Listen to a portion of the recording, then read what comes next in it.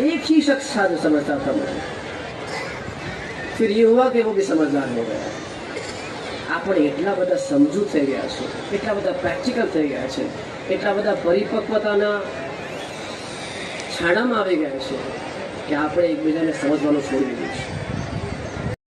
किसी के दिल में उतर जाओ या किसी के दिल से उतर जाओ। જીવનના બે રસ્તાઓ છે।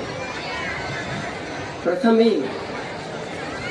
એ કોઈના હૃદયમાં ઉતરી જાઓ અને બીજો એ કોઈના હૃદયમાંથી ઉતરી જાઓ। મારું દ્રઢ માનવું છે કે આ બંને શક્યતાઓનો આધાર સંવેદના છે। આ બંને શક્યતાઓનો આધાર સંવેદના છે। જો આપણું જીવન સંવેદના સહિત હશે ને તો આપણે એકબીજાના હૃદયમાં ઉતરી શકીશું।